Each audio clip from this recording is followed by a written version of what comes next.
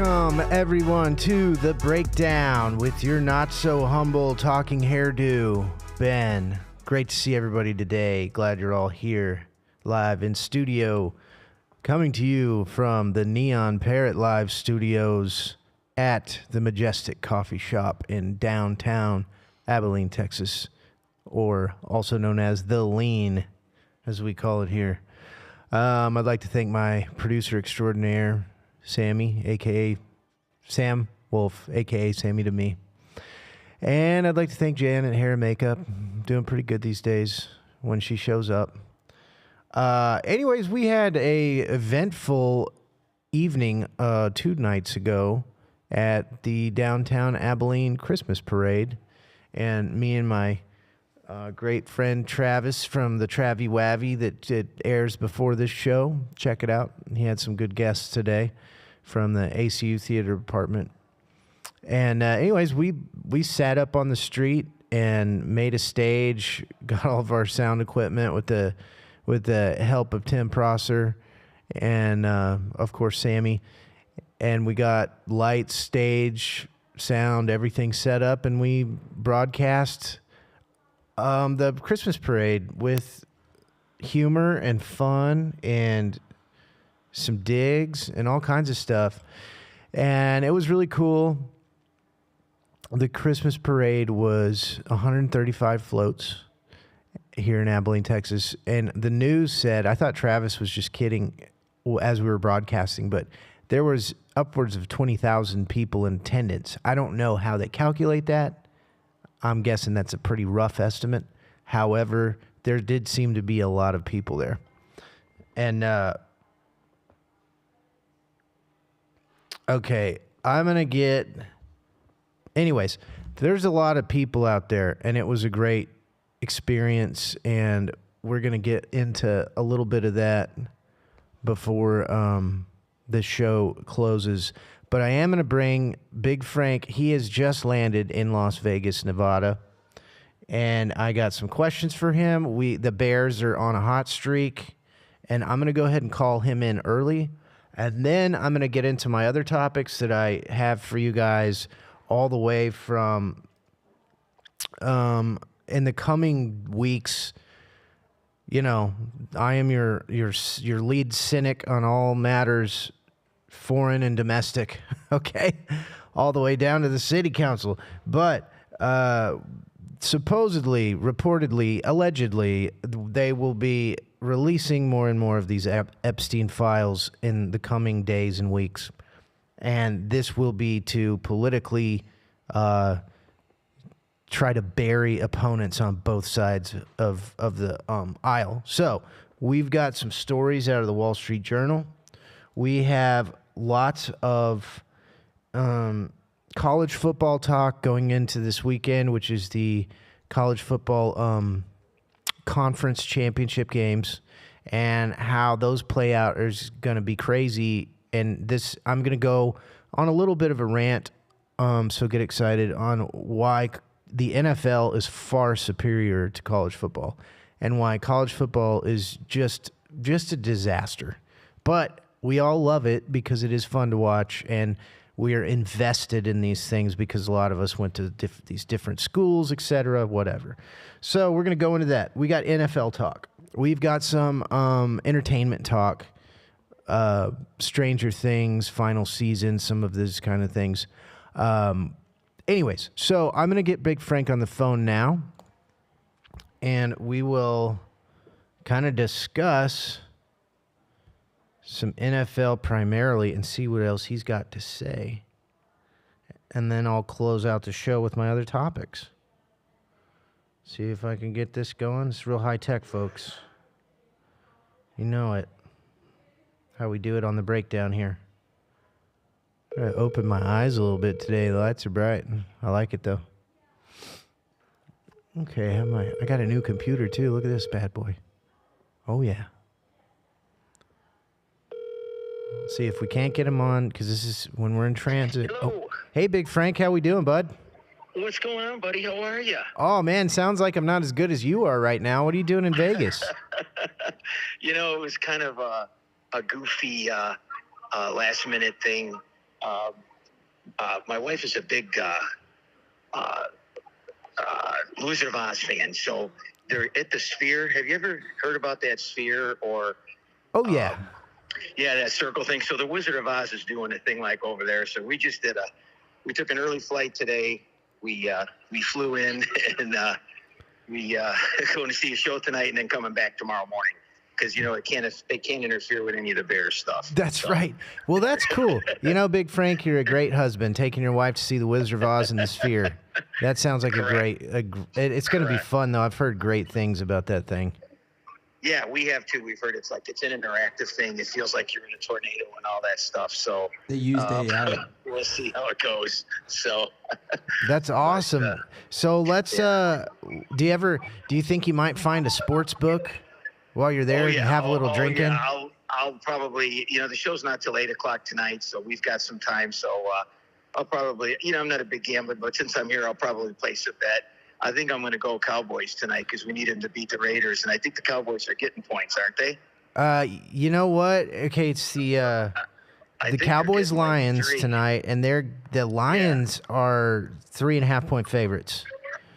So, nice. So yeah, I would, if it were me, which I very well may, I would take the money line on the Cowboys if I was in Vegas, because that's plus 150. You throw a little $100 on that sucker, or even $20. Oh, nice. You could get a good payoff. Like that, so yeah, I might even do that. So. I am nervous though, because a lot of the different talking hairdos in the business right now are all on the Cowboys, so it does make me nervous. Yeah, it does. They've been really hot lately, and Detroit's on a free fall. So, yeah, Detroit's not looking great. So hopefully the Cowboys, especially for everybody around here. Let's talk about the Bears, man. What is this, 8 or 9 wins in a row? Man, I'm telling you, Ben, it's good to be a Bears fan up here now. It's been many, many years. So it's they're the talk of the town, and they're winning. The big thing about them was, they haven't played anybody yet. So this back part of their schedule is going to tell. So, even though the Steelers, they have a winning record, we beat them. And then, when we beat the Eagles that was huge. On Black Friday, that was kind of like a huge thing to put us over the hump and say, what, maybe it is for real, So 9 wins and, 5 games to go. We've got some tough ones. We got Green Bay twice in 3 weeks here now. We play Green Bay in Green Bay Sunday, and they flexed that to the afternoon game, 3:25. Then we come home for Cleveland. Now we should, you hate to say that, but anybody can beat anybody nowadays. So we should be able to beat Cleveland, and then we come home and play the Packers. And I just found out yesterday they flexed that game because it's a Saturday game now. It's a Saturday before Christmas. There's 2 games that day. And they flexed that to the night game, so we'll be on at 7:25 at night. Oh, nice. On that Saturday. Then we go to Frisco, and then we come home, against Detroit. So the last 4 games, 3 of them are at home, and it is what it is. But it's not a good time of the year to be watching football outdoors here. We left Chicago this morning, Ben. It was 5 degrees with a 0 wind chill. And we've had about 8 to 10 inches of snow since the day after Black Friday. Wow. So it's not conducive to tailgating, let's say, but we'll be there. But hopefully the weather will change for us and give us some warm weather for these last 3 out of 4 games that we got. So. Yeah, that's pretty wild. That's some serious weather. It's 38 degrees here in Abilene, Texas. Everybody doesn't know what to do. People are walking around in parkas and gloves. Well, today we just got off. I heard it's 55 degrees out here, and pretty nice weather. It gets cold in the morning, but yeah, we we left this morning. It was 5 degrees. Wow. And like I say, 0 with a wind chill. It's going to be cold for the next 2 or 3 days. So, and Green Bay is a little bit further north from us. So Sunday's game, it's going to be like below 0 probably by the time the game gets going. Wow. So that'll be good for us because we can run. I mean, that's running that football. Is we're running the football, and in this kind of weather, you really can't pass that much. And the Packers are very Jekyll and Hyde. Like you don't really know what you're gonna get. Yeah, everybody's been like, you never know who's going to lose and who's going to win. Yeah, it's been a nightmare for gamblers. Let me tell you, people have been losing tons of money because you just can't. Yeah. You can't pick them. No, you can't. You can't. It's just crazy. And like the Steelers are going to play the Ravens at noon on Sunday, and the Ravens are a 6-point favorite, and I'm like, why? That could go. That could go any direction. Well, yeah. I mean, if the playoffs were to start today, both the Lions and the Chiefs are out of it. So it's like, man, it's like everybody, like Detroit was saying, every game's a playoff game now for them. Yeah. To come up and finish towards the end of the year. So, we'll see what happens. But we're gonna. I mean, if we don't make the playoffs, I think it would be a big choke. I mean, if we could win 1 or 2 games, 10, 11 games gets you in, and we're sitting at 9 with 5 to go. I mean, it's I just think bleak. You never want to say never. So yeah, and I'm just looking at you see all this stuff, but after the game in the locker room, with Johnson and the players. Have you seen that? Ben Johnson with that, he does that new big, better, best routine. Yeah. Have you seen that? Yeah, and then he rips his shirt off, goes crazy with the guys. I mean, there's more to it than that they're just clicking. Yeah. See, the thing behind that is if you're from Chicago, quick story on that. There's a hot dog stand. Chicago has been known for Chicago-style hot dogs. I don't know if you know what those are. Have you ever heard of Chicago? Yeah. Okay, so it's got to be the sesame seed bun with mustard, onions, relish, no ketchup, right? I mean, It's like if you have ketchup, it's no good. So there's an iconic place in Chicago called the Wiener Circle. Okay. And it's a hot dog stand, and it's a goofy thing, but when they put a bet out when the Bears were winning, they said that Caleb Williams, because we'd never had a quarterback throw for 4 touchdowns. If he throws for 4 touchdowns, free hot dogs to the city of Chicago, whoever shows up till they run out. Well, I think it was like the 4th or 5th game. It might even be against the Raiders. I don't know, but he threw for 4 touchdowns. And so everybody lined up to go to Wiener Circle for the free hot dogs. So then they come out with thing and they said, you know what, this Ben Johnson thing is going big in the locker room where he does the big, better, best. And they said if Ben Johnson takes his shirt off and does the big, better, best, we're going to do free hot dogs again for everybody. Right. He did. It was like about a month and a half ago, and he hadn't done it yet. They didn't know if he was going to do it. So when he did it after the Eagles game, I mean, it was crazy because they did the free giveaway again Tuesday, and the place was just jumping and crazy. So they'll probably come up with another routine, to come from over there. But it's an iconic Chicago place. You should. Can you swear on podcasts here or no? Of course you can. Of course you can. Okay. Well, this is going to be a little bit X-rated, but I wanted to explain to you. You got it. You could Google Wiener Circle, and what it is, it's a hot dog place. But after like 9, 10 o'clock, it kind of turns into more of like adult thing where the guys go in after they've been drinking and they have hot dogs. They serve all kind of foods. But the deal is the people behind the counter. When you walk in, if you don't know anybody, they'll go, "Hey, motherfucker, what do you want?" And you're looking at him and you're going, "What are you talking about?" You go, "Yeah, you white boy, I'm talking to you, motherfucker. What do you want? You want a hot dog?" And it goes back and forth like this, and then people know it. So they go in there, and half of them, I'm sure, are drunk. Yeah. And so that's the deal with the Wiener Circle is you got to go in there, and if you take people that have never been there, they're just like flabbergasted and their mouths wide open, and then they start even yelling at you anymore. And then the final thing is, it's on the board. It goes chocolate shake, $20. Okay, I think they still do this. I don't know. I think if you Google it, you might be able to find out. But you say, okay, I want the chocolate shake because you're thinking it's going to be good. So you give them $20, and some black girl behind the counter who was very well endowed, she pulls her shirt up and then she bounces her boobs and shakes him and goes, "There's your chocolate shake, motherfucker. Get the hell out of here."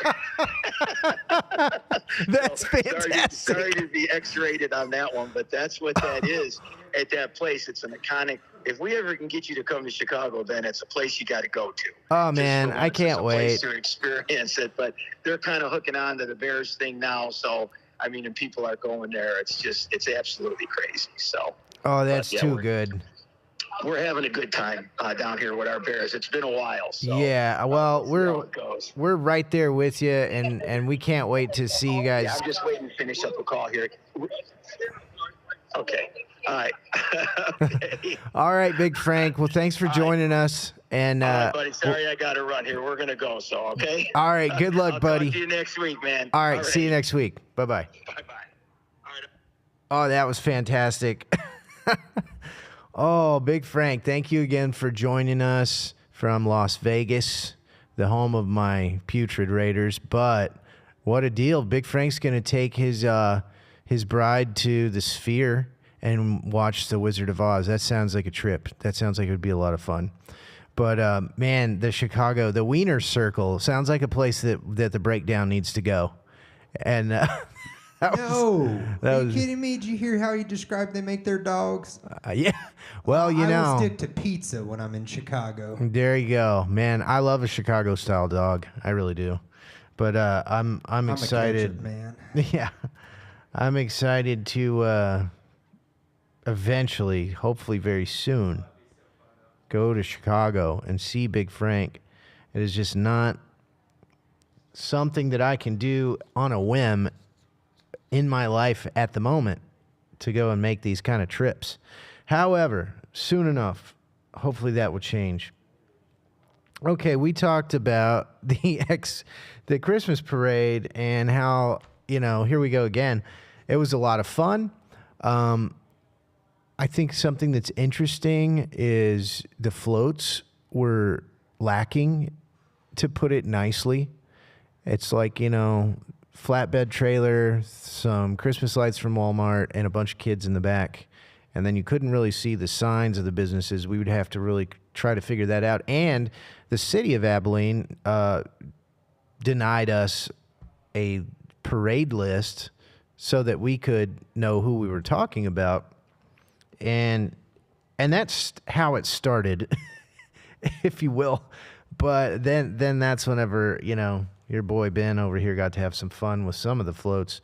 But at any rate, that's interesting how, we're still a small, medium-sized sedan of a town here in Abilene, Texas. And the Downtown Association, the City Hall, whoever, those people treat this place like we are Chicago or something with, I don't know.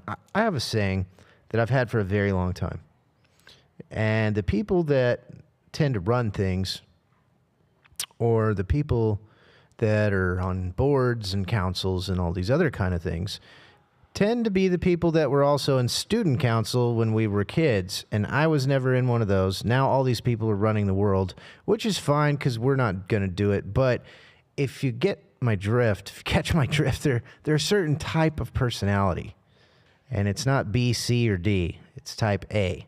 And for us to not be able to even get a list of the parade route is pretty funny to me. Well, yeah, and that's the other thing. Trav said, did they even have a list? If they didn't have a list, then they should just say, oh, we don't have a list. We just know there's 135 people. So it leads me to believe that they just didn't want to give it out, which is fine. It seemed what we were doing was even more important because of that. Okay, let's start. Larry Summers. How many of you have heard of Larry Summers? Probably not many or maybe you have. I sent Sammy a screenshot. It's not a screenshot. It's a picture I took of my paper. But, where are you, Larry? Okay, so Larry Summers, The Jeffrey Epstein files will roll out from the Justice Department in the coming weeks, and the press will broadcast every name that appears. So, we'll see. So it's worth keeping in mind that whatever the virtues of transparency, the files are being used as a weapon to take down political enemies, and that's going to be on both sides. The Democrats hope the files will tarnish President Trump, while the Republicans will trumpet anything about Bill Clinton. But notice that so far, the single most conspicuous target has been Larry Summers. Democrats took aim at Donald Trump, fired and missed, but it hit the Harvard economist. So Larry Summers, if you look into this, there's emails that are out there that, he was buddy-buddy with Jeffrey Epstein, and he would even ask him how to, that was with a Chinese diplomat. It wasn't a diplomat. Let's see. I don't want to be telling lies here. But you can look this story up if you just Google it on your phone. But Larry Summers was kind of trying to have an affair with this Chinese journalist, and he was asking Epstein how to better do that and how to kind of rope her in and catch her in a net, And so he's dead to rights. Okay, now all these other people. The other thing is Larry Summers is a Harvard economist, so he's not running the world. He's not making policy. So he's a good fall guy for these people on both sides. So here's a little bit more. Mr. Summers is taking the brunt, we suspect, because the political left has always loathed him and is using the Epstein files to banish him from Democratic debates. Senator Elizabeth Warren could barely contain her excitement in calling for the Harvard man's head after his emails to Epstein were released. Left-wing journalists piled on with unrestrained joy. We've had our differences with Mr. Summers, mainly over his doctrinaire Keynesianism and willingness to downplay the economic damage from overregulation. His EQ doesn't match his IQ. But the reason he's a target of the Democratic left is that he is a prominent liberal economist willing to call out at least some progressive policies. In particular, he predicted that Joe Biden's spending blowout would lead to inflation, and the left will never forgive him for that being right. So, this little article is not an apologia for Mr. Summers' association with Epstein, but his example is worth remembering as we see who is pilloried for appearing in the files and who isn't. So who are these people willing to push over the cliff? Because there's a lot of people that are associated with this bastard, and there's, they're going to pick and choose who they're going to take the knife to. And I find this interesting. We've been covering some of this for months and months now. And that also leads me to, this was actually the picture that I gave Sammy. And then we'll get into sports, I swear to God.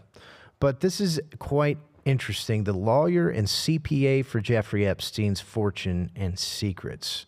So how is this a thing I'll never know, considering all the illegal seizures of people's assets for much less than what Jeffrey Epstein has, I guess I don't know if he was convicted or what, but whatever he was being accused of. But Darren Indicky, I don't think you can convict a dead man. Yeah, he was in jail, but he wasn't. I guess I can't remember when he offed himself. Right, whenever he died in the jail cell. Whenever his life was no more. Yeah, whenever he was turned into a ghost. However that happened. Their official statement being suicide. Right. If you believe that. Yeah, which is pretty funny. So these two guys are ahead of his estate, which is currently valued at around $100 million. And so this is just wild. To not bore everybody, one of these guys, okay, let me just get to the nuts and the bolts here so I don't read an entire article. It's over here. Uno momento. All right, this article is basically discussing the CPA and lawyer for Epstein's fortune and secrets.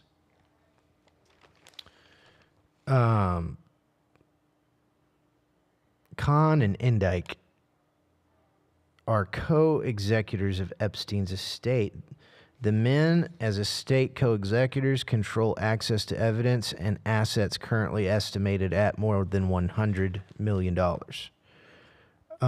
This is just interesting to me that these guys are just still basically taking care of Epstein's riches. And this also, as we kind of all know, Epstein was not a one-man operation. He ran a well-oiled machine with members of his inner circle performing specific roles.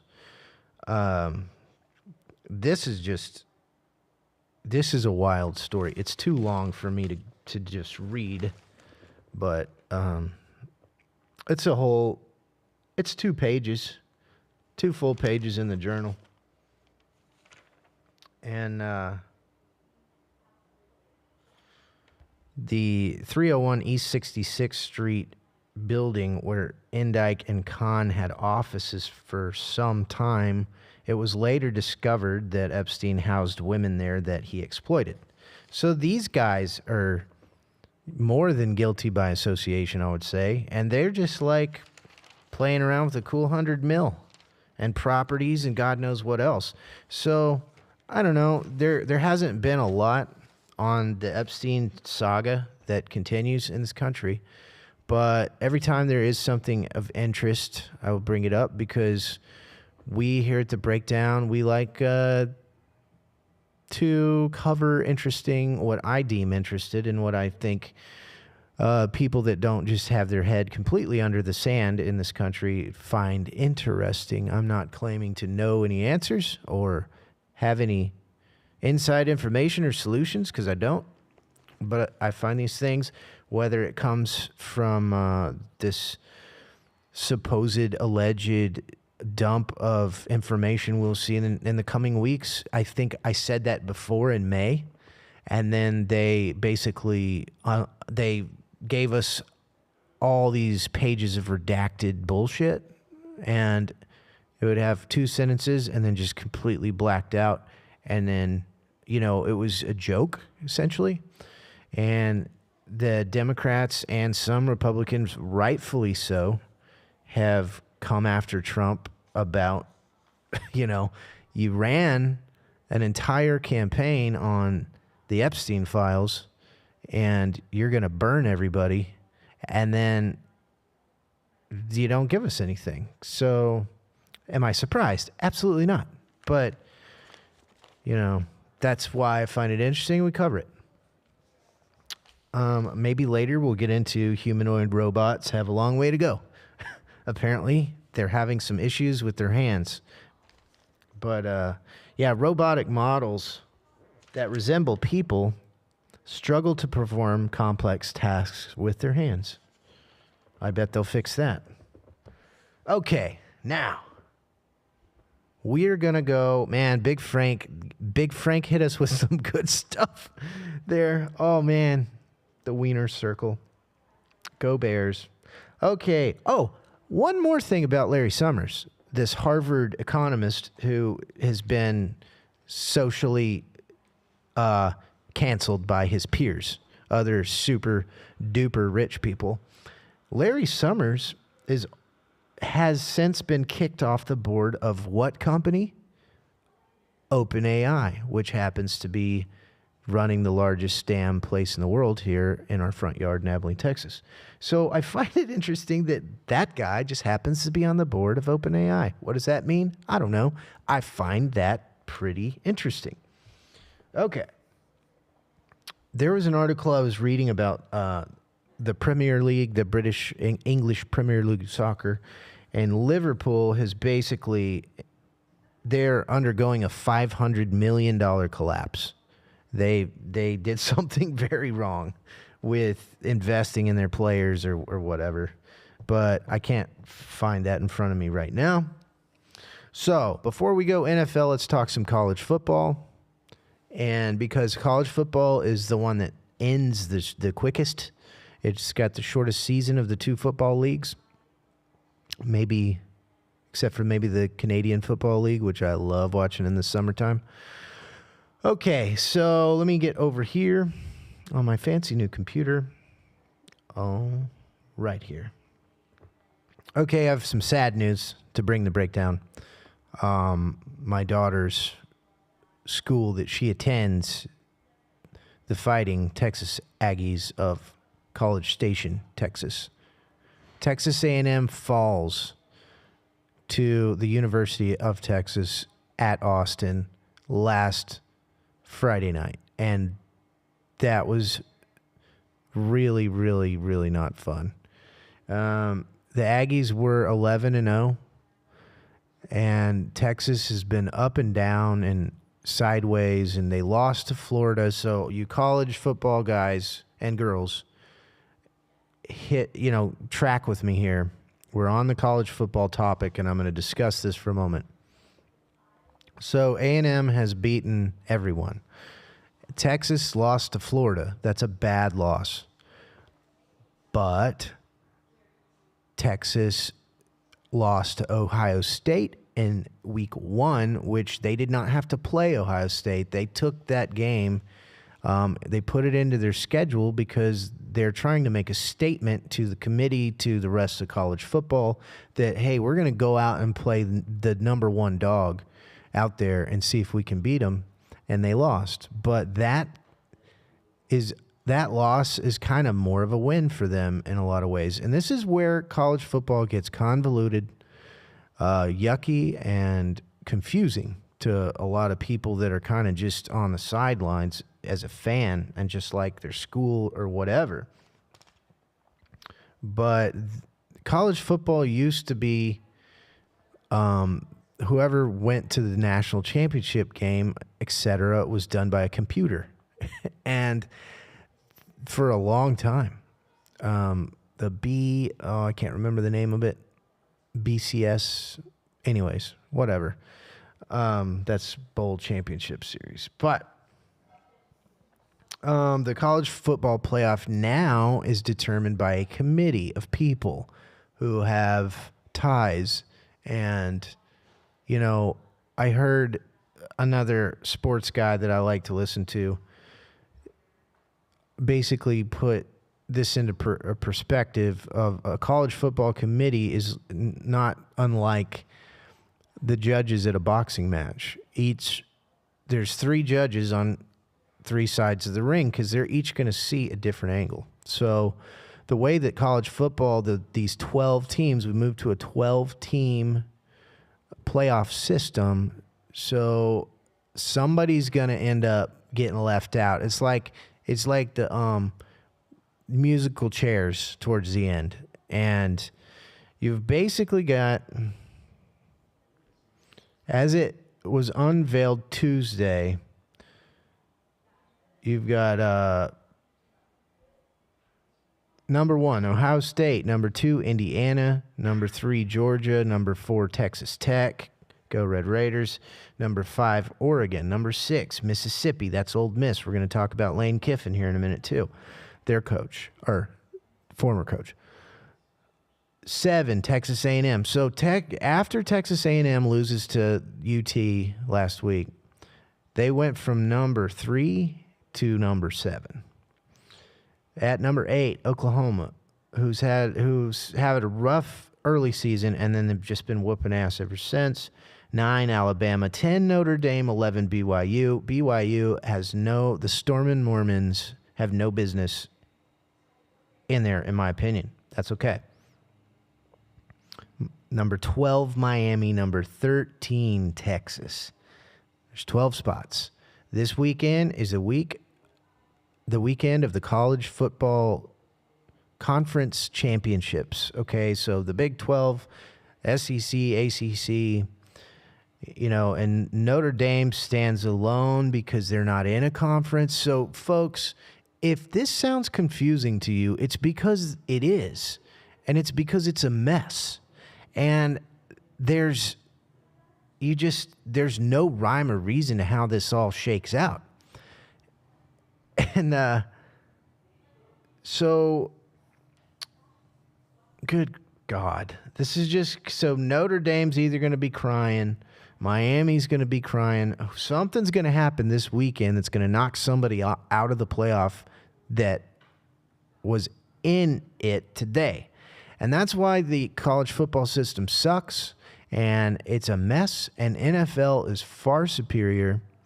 The play on the field is better. Anybody that argues, this is so old. This is a boomer. So what my kids would call a boomer argument, okay? The argument has been for college football purists is that the college kids play harder because they're not playing for money. They're playing for the love of the game. Well, my argument has always been the NFL guys are playing for lots of money, okay? Those contracts are not guaranteed like you think they are. They're not even guaranteed. And these guys can, break their neck and it's over and it's done. And the level of play is higher. To talk about guys, most of these guys grew up either at or under the poverty line. The National Football League is the largest employer of African-American millionaires, okay, in the country.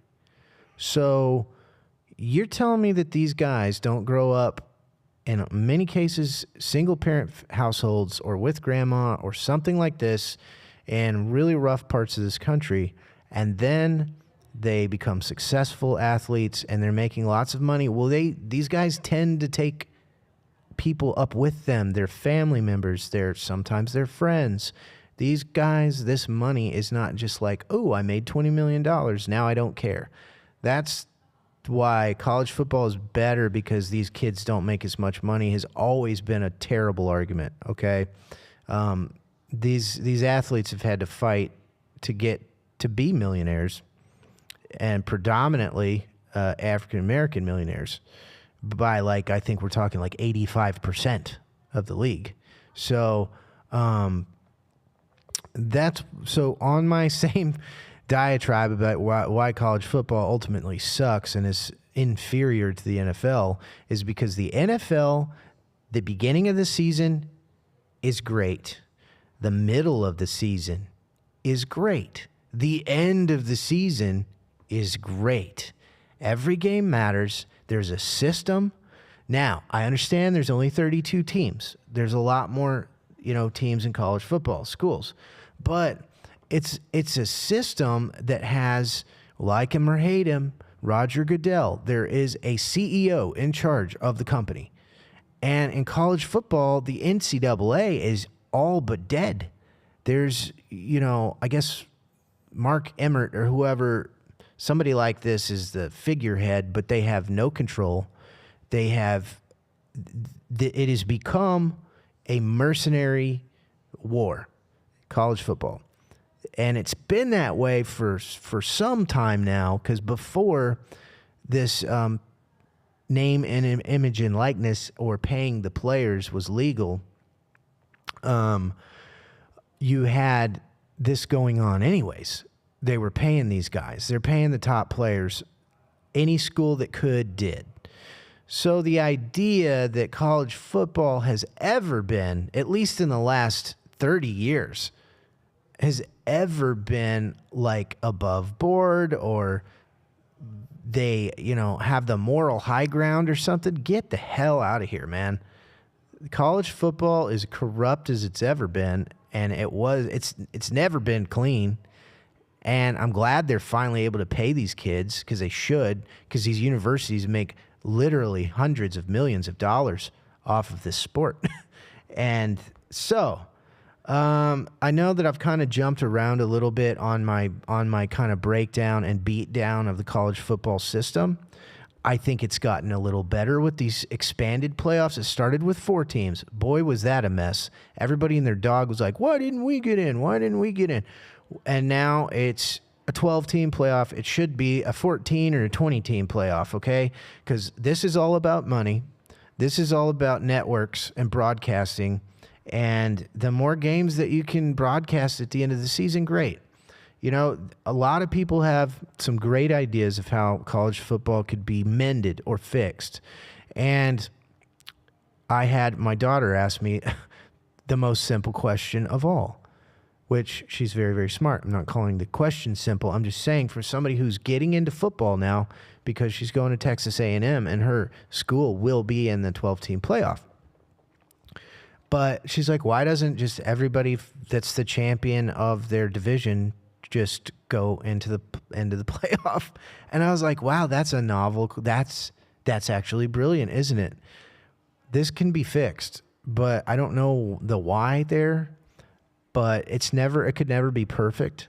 But they should just look after Saturday, put on their TV or their iPad or whatever the hell they use, and look at the NFL and look what they're doing. And it is by far the most watched, most popular sport in our country, and the NFL is now expanding into Brazil, Germany, England, and France, and Spain. They played a Madrid game, and it will be in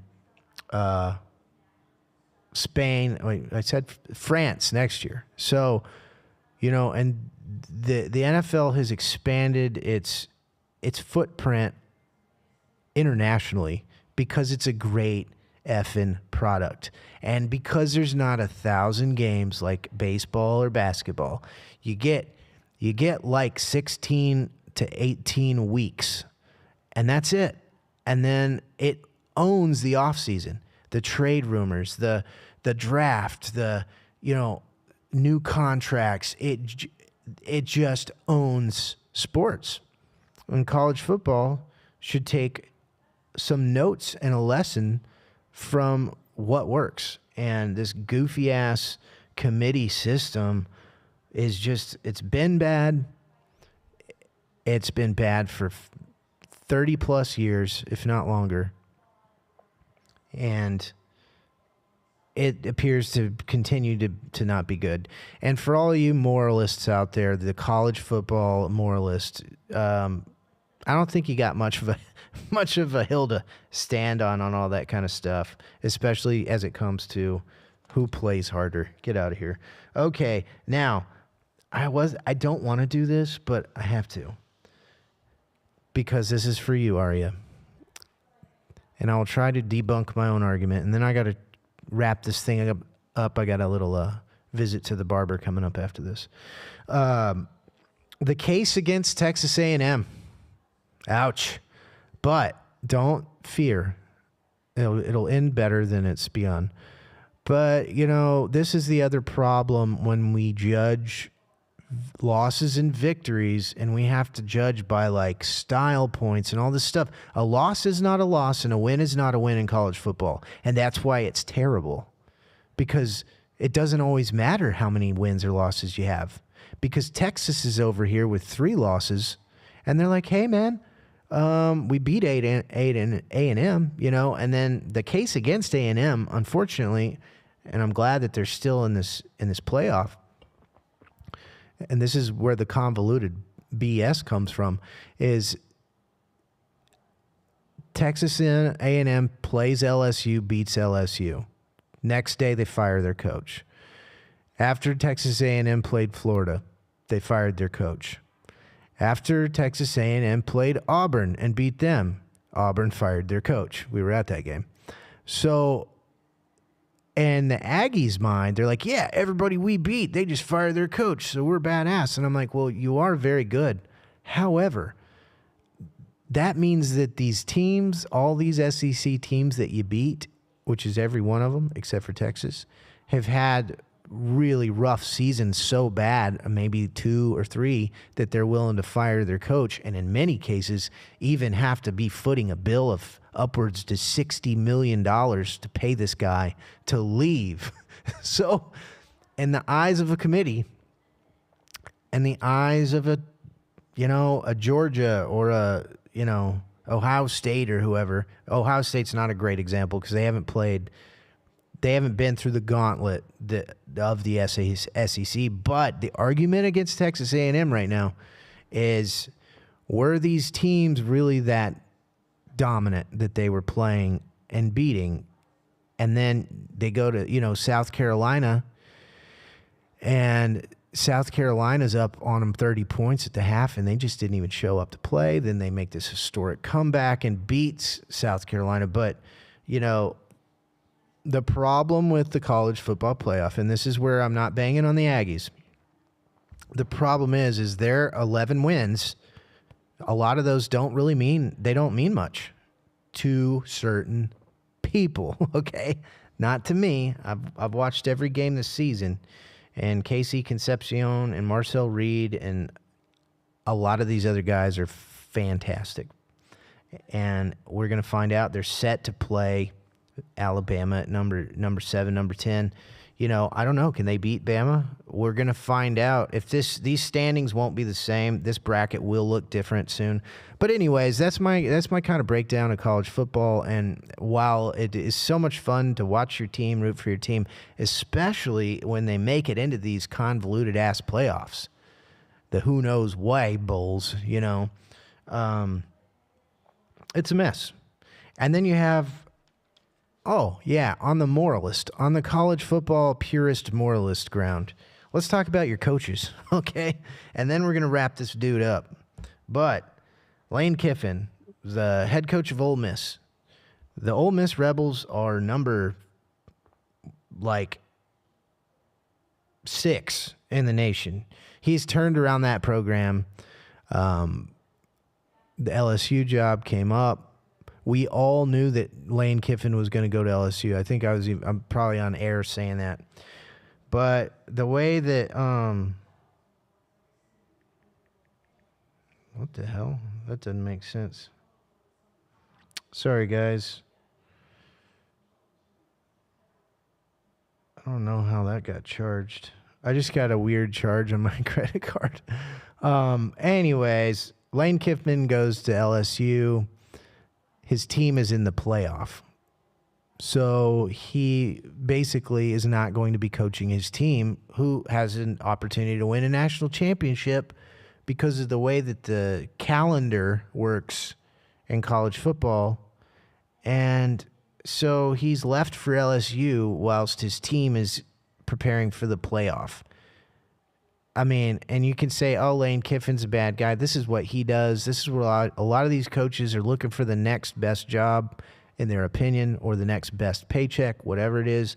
And so, these kids, they leave in the transfer portal every year. ACU here in Abilene, Texas, ACU Wildcat football has almost 0 of the players that they played with last year when I was covering them, because they had a great season and all those kids went mercenary mode and they're all over the country after one season. Okay, so coaches leave, players leave, whatever. That's the name of the new game of college football. And anyways, I don't have time to get into Lane Kiffin's business right now, but to end on a little entertainment today, me and my daughter started I guess there's going to be 2 more installments of Stranger Things season 5 until it's all over with. But Stranger Things, we've been following these kids for, God, I think like 2018 maybe? Not sure. It's been a lot of years now. We've watched these kids grow up in front of us. It's kind of cool whenever movies or shows do that for us. There's only one season that I didn't love, and it was season 3, I think, of Stranger Things, where they were in the mall, and I don't know, that one kind of went a little too many different directions for me to feel comfortable with following. But we've started the Stranger Things. It's really good. I think it's going to have a great ending. How about that? And then I want to say that I'm going to watch a Oscar. It will be an awards season contender movie. It is called Hamnet, which is about William Shakespeare when I believe his son died. And it's basically, anyways, it's called Hamnet. Look it up. It's a Shakespearean tale about actually Shakespeare. And this is whenever he was writing Hamlet in his life. And I think that one's gonna roll in the award seasons. But we'll get you up on more of that next week. And I thank you all for joining us. And we've got Big Frank. Go back and rewatch the Big Frank segment of this show. It'll make you laugh. But good luck to the Bears this weekend. I didn't talk about who the Raiders are playing this weekend because it makes me sad. Looks like, oh, God, Broncos, Raiders. That's going to be a nasty, nasty loss for us. Tonight, Cowboys, Lions, prime time, 7:15 p.m. Central Standard Time on Amazon Prime. Holy crap. I think this is going to be a great game. I think all of those. Big Frank's going to lay a little money line bet in Vegas legally on the Dallas Cowboys. I hope he gets that, but there's no telling. Do the Cowboys stay hot like the Bears and take care of business in Detroit tonight or not? I don't know. I'm going to pick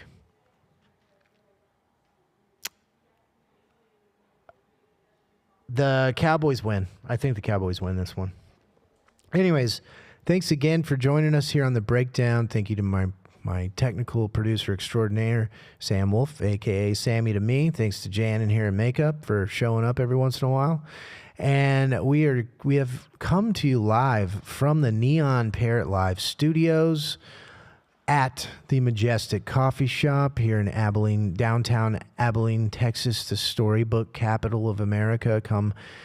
They're allegedly serving Onyx coffee next door in the Majestic Coffee Shop. Come get you a cup of Joe. And check out our Christmas parade special that we did 2 nights ago. And probably get a couple of laughs out of that, I have no doubt. And we will see you next week. Go Bears. My daughter likes the Broncos, so go Broncos over my Raiders. I just want a draft pick now, quarterback. And let's have a Cowboys win tonight for all of our local Cowboy fans here in Texas. Anyways, thanks for joining us again, and have a wonderful day and an even better week. Watch some football, some college hoops, whatever you like. Hug your loved ones and have a great night.